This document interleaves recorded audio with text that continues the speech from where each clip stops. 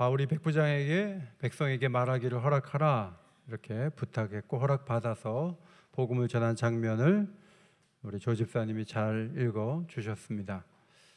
예루살렘에 왜 올라가려고 했던가? 바울이 올라간 중대한 이유는 서신서를 읽어보면 구제금을 전달하기 위해서라고 답할 수가 있지만, 사도행전을 기록하는 저자 누가는 복음을 전하기 위해, 한 번이라도 자기 동족에게 복음을 전하기 위해서 올라간 것이라고 서술하고 있습니다. 성전에 있다가 끌려나와 많이 맞았습니다. 고발을 당했고 로마군의 개입으로 겨우 목숨을 면한 바울을 향해 사람들은 없애버리라고 소리를 치고 있었습니다. 바울은 안전한 보호가 있는 영내로 들어갔는데, 그때 천부장이 바울에게 자객 4,000명을 거느리고 가던 그 애굽 사람이 아니냐라고 물었습니다. 3년 전에 애굽 사람 한 사람이 사기꾼인데 예루살렘에 가서 자신을 선지자로 말하면서 예루살렘 성이 무너지면 우리가 공격해서 로마의 주둔군을 다 죽이고 이스라엘을 자유하게 하자, 이런 비전을 알려주었는데 꽤 많은 사람들이 그 일에 동조를 했지만 벨릭스 총대기 군대를 보내서 몇 사람을 죽이고 또 다수를 사로잡아가는 과정에서도 그 주동자 애굽 사람은 보이지 않았습니다.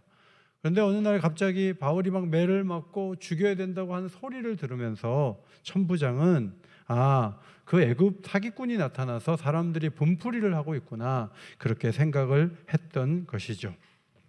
바울은 그 사람이 아니라고 하면서 자신이 누구인지를 말합니다. 자신은 길리기아 지방 다소시의 시민이다. 지도를 보시면 길리기아 지방에 다소라는 도시가 있는데, 이 도시는 교육 수준이 높고 50만 명이나 되는 많은 사람들이 살았던 때도 있었습니다. 여기에 사는 유대인들은 대부분 로마 시민권을 가질 정도로 아주 특별한 도시였던 것입니다.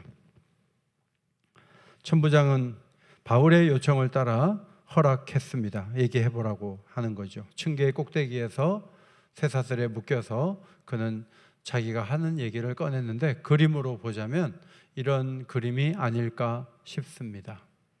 사람들은 죽이기를 원했고 로마 군사들은 바울을 보호했고, 바울은 이런 모습으로 사람들에게 외쳐서 말씀을 전했던 것이죠.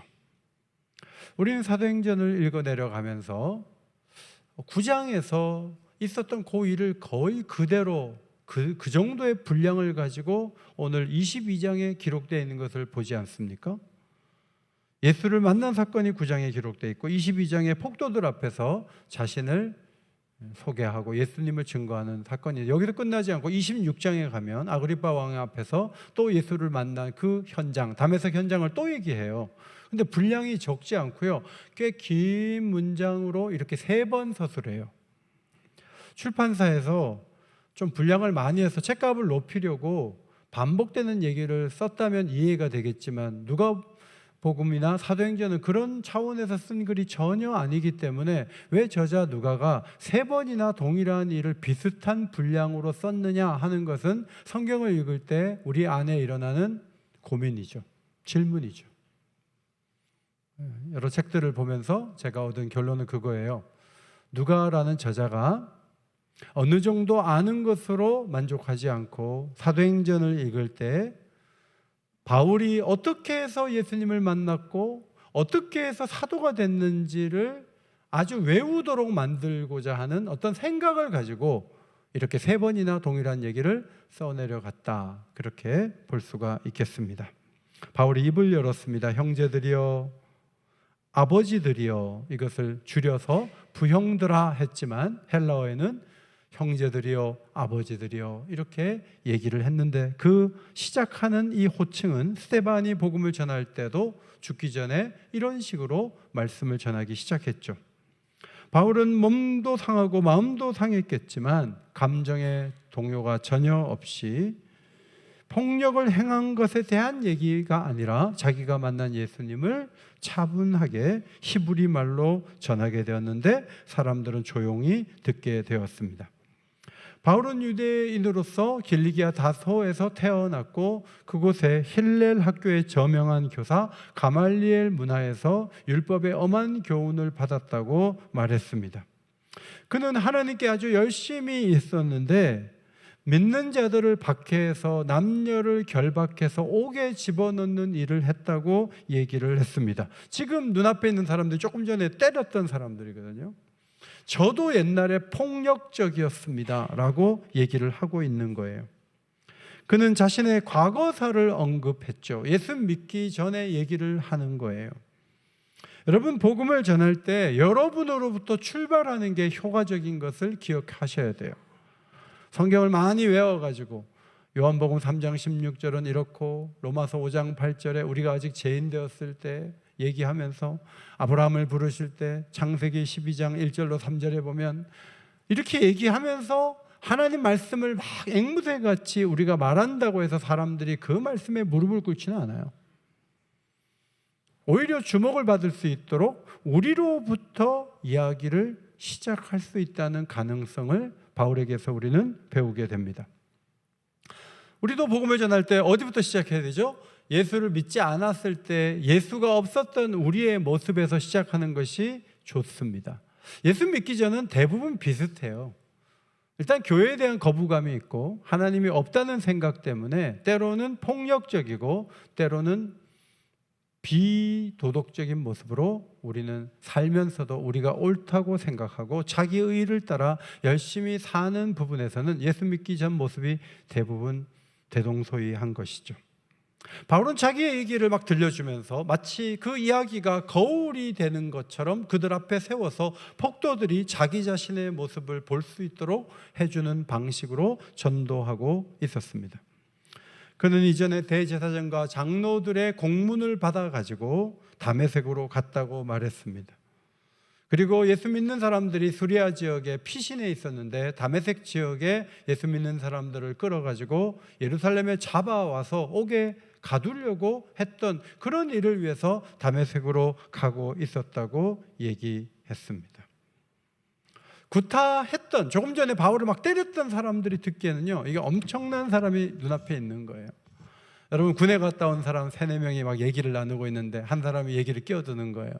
뭐 군에서 뭐 유격 훈련 받고 뭐 화생방 훈련하고 막 그런 얘기하고 있는데 한 사람이 끼어들면서 뭐라 그러냐면 자기는 특수부대 출신인데 전역했다고 하면서 1년이면 막 10차례도 넘게 비행기에서 낙하산 펴고 떨어지고 전역하기 2달 전에도 북한에 한번 갔다 오고 막 그런 얘기하면 군에 그냥 보통 갔다 온 사람들 입을 다물게 되죠. 바울이 얘기하는 거예요. 당신들 나 때렸지만 나는 전에 훨씬 더 강력한 열심을 가지고 원정까지 가서 사람들 잡아왔던 그런 이력을 가진 사람이에요 라고 얘기를 하고 있는 거예요.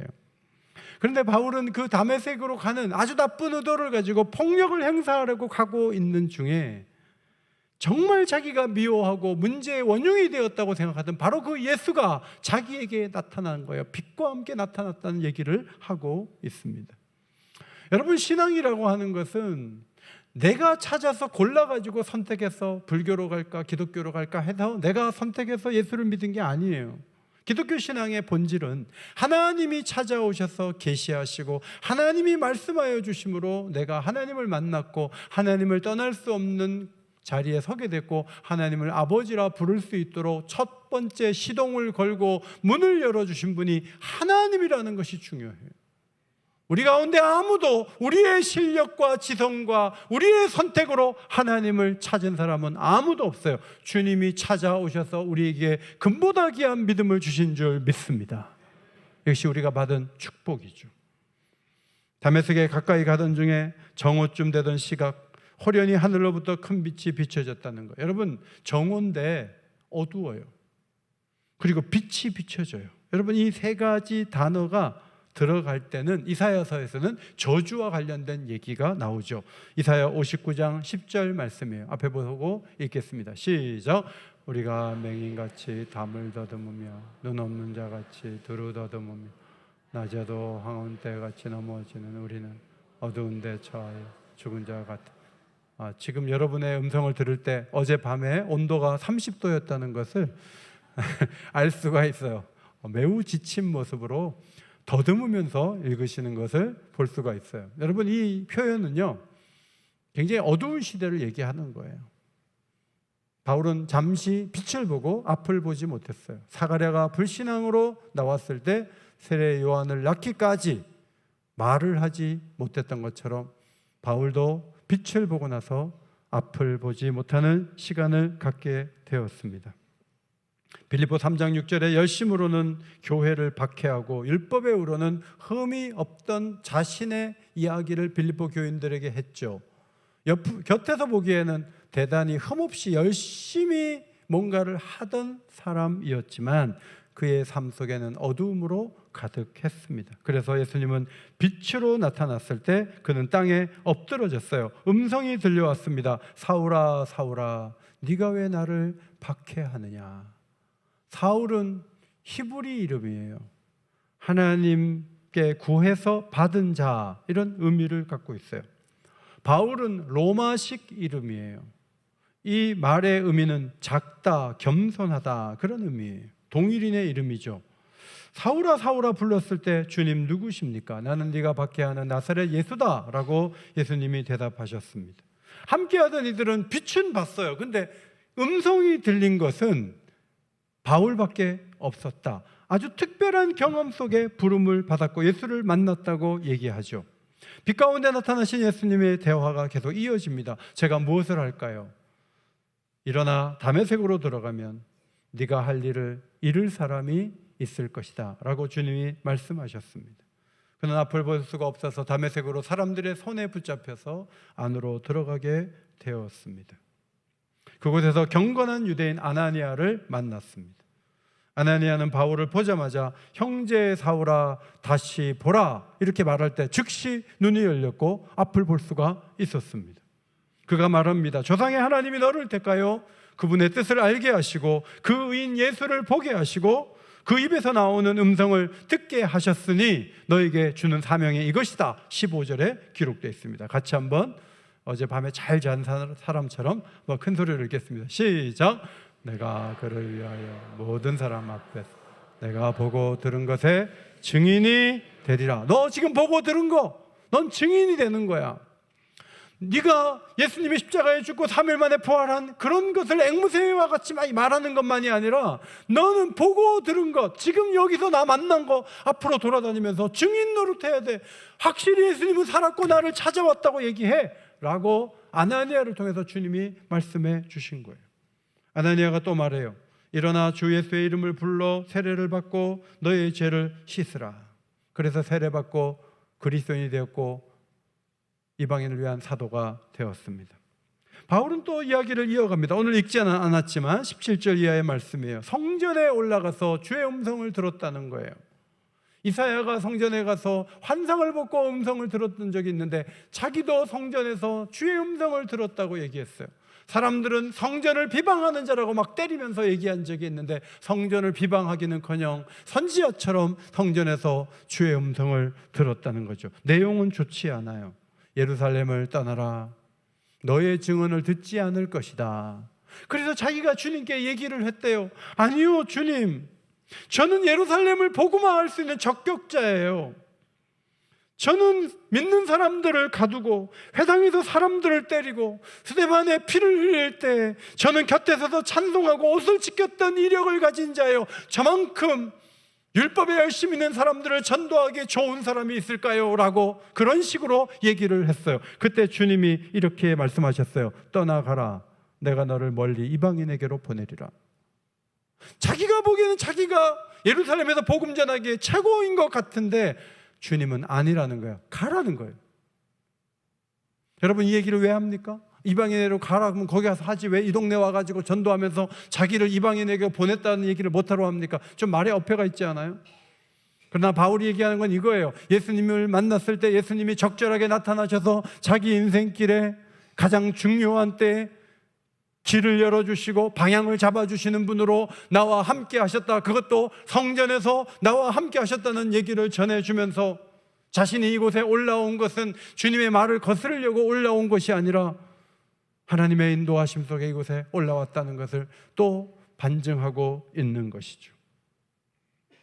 층계 위에서 백성들에게 말하던 바울의 사명은 이방인에게 복음을 전하는 거예요. 전도를 해보면 이방 지역 가면 너무나 전도가 잘 돼요.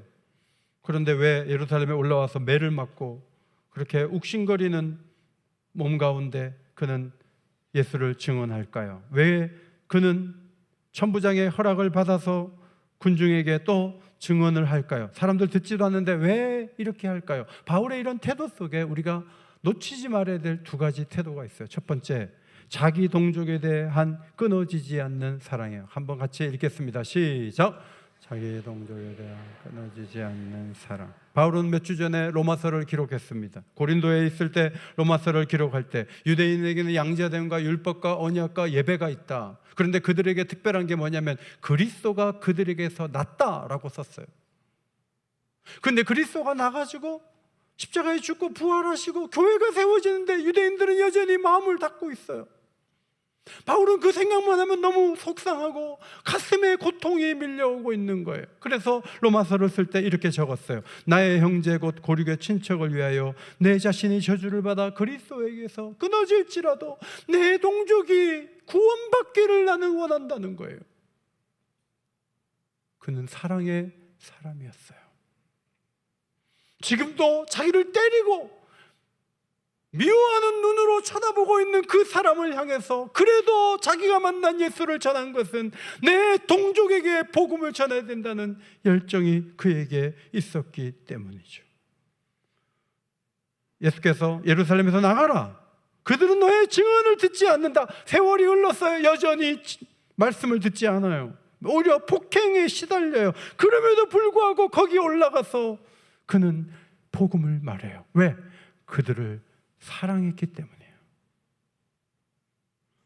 탈북한 청년이 6년 전에 북에 있는 어머니를 만나러 간 그런 이야기를 제가 들어본 적이 있어요. 그는 대담하게도 압록강을 건넜어요. 초소에 아무도 없는 줄 알고 지나가려고 하는데 거기 한 명이 총을 겨누고 있었어요. 이 사람도 군대를 갔다 와서 돌로 찍어 놓고 도망을 치고 어머니 집으로 들어갔지만 쉽게 나올 수가 없어요. 22일 동안 북한에 머물렀어요. 대한민국 국민이 됐는데 허락도 없이 북한에 들어가면 징역형을 살아야 돼요. 그럼에도 불구하고 그는 어머니를 건져와야 되겠다는 생각으로 북한으로 들어갔어요. 여러분, 누가 그 아들이 잘못됐다고 말할 수 있어요? 어머니를 그곳에 도저히 둘 수가 없다는 그 생각을 가지고 북한에 들어간 그 아들에 대해서 누가 범법자라고 말할 수 있겠어요? 그는 어머니를 너무너무 사랑했기 때문에 통일이 되기 전에 어머니한테 가는 거죠. 다행히 그 어머니를 모시고 나오지는 못했지만 그 이후에 어머니가 나올 수 있었던 거예요. 여러분, 바울의 모습을 보며 혈육을 우리가 이 정도로 사랑하는가를 우리 자신을 되돌아볼 필요가 있습니다. 북한과 통일되면 우린 더 어려워져. 난 통일을 원치 않아. 이렇게 말하는 것은 동족에 대한 바울의 사랑과 정반대의 생각을 하는 것이 되겠죠. 사실 코로나 때 우리는 몇백 명을 잃어버렸습니다. 온라인 예배를 드리고 있다고는 하지만 교회를 안 와요. 전화를 하면 전화도 받고 또 대화도 할 수 있는데 교회를 안 와요. 우리가 이제 지쳐가죠. 이제 안 오나 보다. 그러나 정말 사랑한다면 손을 내밀어야 하지 않을까. 매를 맞거나 미움을 당하는 건 아닌데 그냥 거부당하는 게 우린 싫은 거예요. 바울은 그 정도가 아니에요. 죽을 각오를 하고 올라가서 소득도 없는 일을 하고 있는 거죠. 바울이 전하는 말을 듣다가 막 소리를 질러서 갑자기 얘기가 중단됐어요. 이런 자는 세상에서 없애버리자. 살려둘 놈이 아니라는 거예요. 막 떠들면서 막 옷을 벗어 던지고 막 티끌을 공중에 날리고 벌집을 쑤셔놓은 것 같은 반응이 일어났습니다. 그것이 그들의 모습이에요. 예수님이 증언하는 말을 안 듣는다고 했고 떠나가라고 했고 이방인에게 보낸다고 했는데 왜 올라와가지고 문제를 더 복잡하게 만드는 것입니까? 유대인들은 바울을 보면서 이방인에게 보냈어? 그럼 거기 가서 하지. 저 인간은 유대인에게도 이방인처럼 살라고 가르칠 사람이다. 예수를만 믿으면 누구하고나 식사교제할 수 있는, 유대인과는 전혀 결이 맞지 않는 사람이다. 이건 죽여야 된다. 이렇게 나름대로 유죄 판결을 내리고 더 강하게 그를 압박하려 했습니다. 당자 같은 자신이 돌아왔다는 얘기를 하고 있는데 형들은 집 밖에서 절대로 안 들어오죠. 놓여가지고 그런 모습이 벌어지고 있었습니다. 여러분, 유대인들은 율법에는 열심이지만 율법의 중심인 그리스도를 거부했잖아요. 이것은 마치 병에 열매가 하나 있는데 원숭이가 손을 쭉 집어넣었어요. 그리고 그거를 꽉 잡아요. 원숭이가 빼야 되는데 열매를 놔야 빠지는데 그걸 계속 붙잡고 있어요. 자기 의라는 것을 잡고 구원과 연결시키는 그거를 놓지 않으면 율법의 가장 중심인 예수님을 만날 수 없는 현상, 이것이 유대인에게서 일어나고 있던 모습이었죠. 유대인들은 계속 예수님을 외면하고 전도자를 박해하고 있네요. 그러니까 이런 사람들은 어떻게 됩니까? 외면해야 되는 것이 맞지 않을까요? 무슬림들이 오히려 그냥 막 예수 믿는 사람 잡아 죽이고, 중국 공산당들이 막 교회를 허물고 선교사를 추방하고, 그런 나라에 복음을 전할 필요가 있을까? 환영받는 데도 많은데 못하러 굳이 거기가 비효율적이야, 안 가. 여러분, 그거는 하나님 마음은 아니에요. 하나님은 얼마나 효과가 있느냐, 그런 것보다 더 중요한 관점을 갖고 계세요. 유대인을 향한 하나님의 마음을 잘 서술한 것이 로마서 10장 21절이에요. 앞에 보시고 읽겠습니다. 시작. 이스라엘에 대하여 이르되 순종하지 아니하고 거슬러 말하는 백성에게 내가 종일 내 손을 벌려놓으라 하였느니라. 이렇게 바보 같은 분이 어디 계세요? 순종하지 않고 반박하면서 거슬러 말하는 백성이지만 종일 내 손을 벌려놓으라. 당자의 아버지처럼 언제 올지 모르지만 집 앞에 나가서 기다리듯이 괘씸한 행동을 했음에도 불구하고 손을 벌리며 그 아들을 기다리는 그것이 아버지의 마음이었는데, 하나님의 마음으로 다시 예루살렘에 올라와서 또 복음을 전하는 거예요. 조금 전에 의도 터졌어요. 그래도 얘기해요. 공중에 먼지를 날리면서 이놈은 살려둘 놈이 아니라고 얘기했지만 내가 예루살렘에 올라온 것은 잘 올라온 것이다, 이렇게 생각하고 있었던 거예요. 물론 모두를 구원할 수는 없어요. 로마서 11장 14절 내 고륙을 아무쪼록 시기나게 하여 그들 중에서 얼마를 구원하려 함이라. 몇 사람이라도 좋다는 거예요. 복음을 듣지 않고 모두가 지옥 가는 것보다 몇 사람이라도 구원을 받을 수 있다면 내가 예루살렘에 올라가서 복음 전해야지, 이런 정신이 살아 있었어요. 그 중심에 사랑이 있었어요. 두 번째, 복음을 믿는 자들이 자신과 같이 되기를 바라는 마음이 있었던 것이죠. 거부감으로 인해서 폭력을 행사하는, 정말 교회를 아주 박해하는 그런 자기를 부르신 분이 예수님이에요. 세례를 받고 죄를 씻었어요. 그리고 사명을 따라 살아가요. 바울이 마음속에 하나 믿고 있는 거 있어요. 그건 뭐냐면 복음의 능력이에요. 따라합시다. 복음의 능력. 복음의 능력. 로마서 1장 16절 내가 복음을 부끄러워하지 아니하노니 이 복음은 모든 믿는 자에게 구원을 주시는 하나님의 능력이 됨이라. 저 같으면 순서 바꿔놔요. 먼저는 헬라인에게요, 그 다음에 유대인에게일 수도 있느니라, 이렇게 적혔어요. 그런데 바울은 먼저는 유대인에게요 라고 변함없이 적어요. 복음의 능력이 그렇게 배반하고 싫어하고 핍박하고 예수님을 잡아 죽이고 교회를 멀리하는 그런 종류의 사람들 중에 최악이 누구냐면 자기예요. 그런데 자기 같은 사람을 녹여놓은 것이 뭐냐면 복음이라는 거예요. 이 복음이 나도 녹여놓았다면 이 복음에 의해서 유대인 중에 녹아지지 않을 사람이 있겠는가? 이것이 바울의 계산이었던 거예요. 그는 복음의 능력을 신뢰했어요. 17절을 같이 읽겠습니다. 17절 시작. 복음에는 하나님의 의가 나타나서 믿음으로 믿음에 이르게 하나니 기록된 바 오직 의인은 믿음으로 말미암아 살리라 함과 같으니라. 여러분, 복음 외에는 전부 자기 의를 따라 사는 거예요. 내가 잘해갖고 천국 가고, 내가 잘해갖고 제시선 받고, 내 노력으로 하나님의 마음을 기쁘게 해드리는 수준까지 올라가겠다고 하지만 그런 의로는 하나님이 받을 수가 없어요. 십자가에서 완성하신 하나님의 의가 우리에게 덧입혀졌을 때 우리는 믿음을 갖게 되고 죽을 때까지 믿음으로 사는 사람이 되어서 다른 것으로 충만해야 행복한 사람이 아니라 오직 의인은 믿음만 있어도 사는 사람이 된다는 하박국서의 말을 인용하면서 복음은 그런 종류의 사람으로 만들어 놓는 힘이 있다는 것을 전하고 있는 거예요.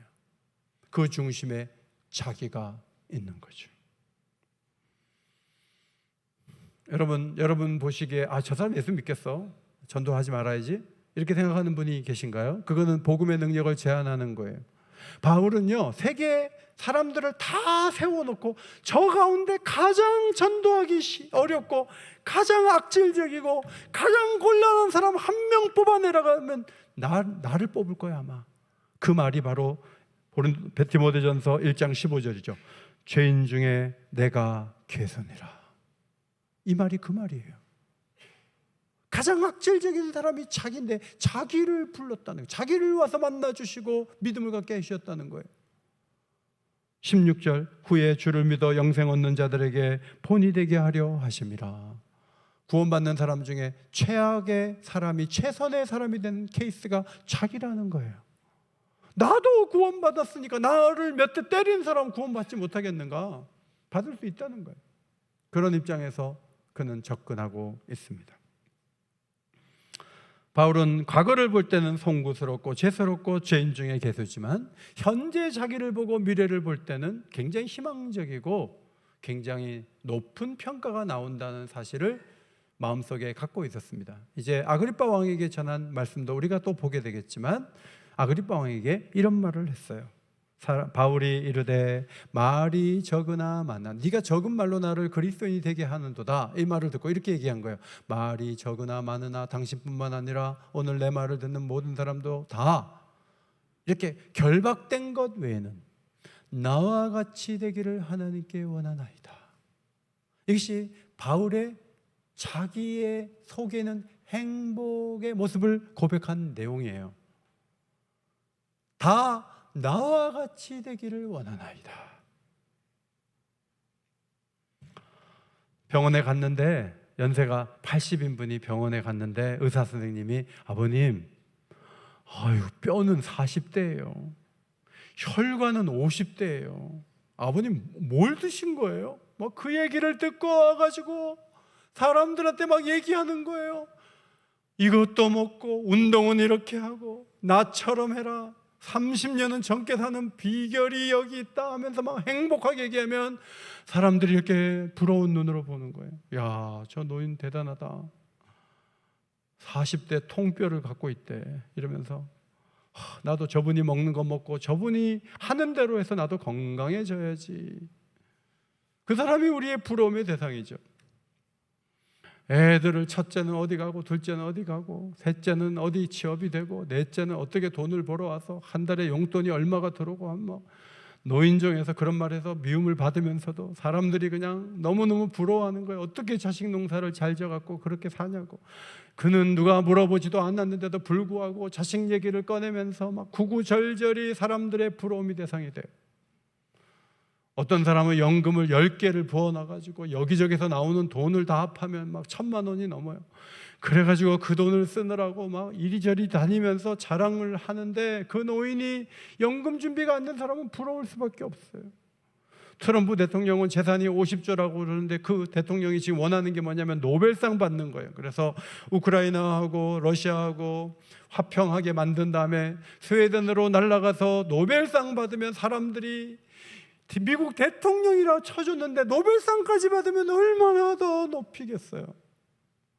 여러분, 우리가 사람들 앞에 자긍심 있게 나타나고 싶은 건 다 이런 종류의 것들이에요. 근데 바울은 지금 무슨 얘기를 하고 있냐면 나는 하나님 없이 내 맘대로 살았고 예수 믿는 사람들을 너무 미워해서 막 죽이려고 덤볐던 사람인데 예수님이 나타나서 내게 금보다 귀한 믿음을 주시고 내 의가 아니라 하나님의 의를 덧입혀 주시고 믿음으로 살아갈 수 있도록 내 인생을 붙잡아 주셔서 오직 믿음으로 사는 가장 큰 행복자로 내가 서 있습니다.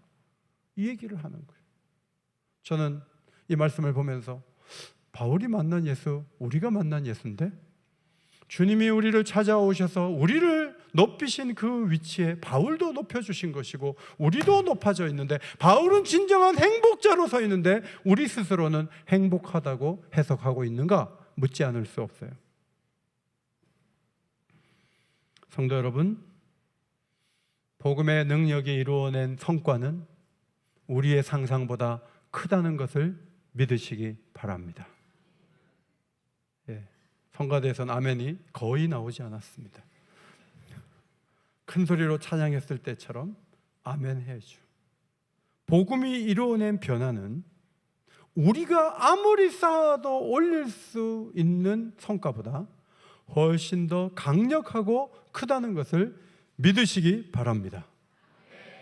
그런 믿음을 가지고 살아가는 것이 중요해요. 여러분에게 누군가 행복하냐고 물어보면 뭐 연금도 준비가 안 돼 있고 당 수치도 높고 혈압약도 매일 먹어야 되고 어젯밤은 29도고 정말 죽기 직전이라고, 왜 이렇게 여름이 긴지 모르겠다고 온갖 불행한 것을 다 안고 살면 예수에 대해서 말할 수 있는 에너지가 없는 거예요. 예수를 자랑하기 위해서는 뜨거운 사랑이 필요해요. 예수를 자랑하는 사람이라면 자기가 행복해야 누구에게 말할 수가 있죠. 다른 것을 가지고 막 나열하면서 자랑을 하려고 하지 말고 예수님이 오셔서 내 인생에 이룬 일, 그것을 밝히 증거할 수 있는 하나님의 사람들이 되시기를 바랍니다. 그것이 주님이 우리에게 이 본문을 통해서 가르쳐 주시는 위대한 교훈입니다. 이 일에 순종하고 힘있게 서시기를 바랍니다. 기도하겠습니다.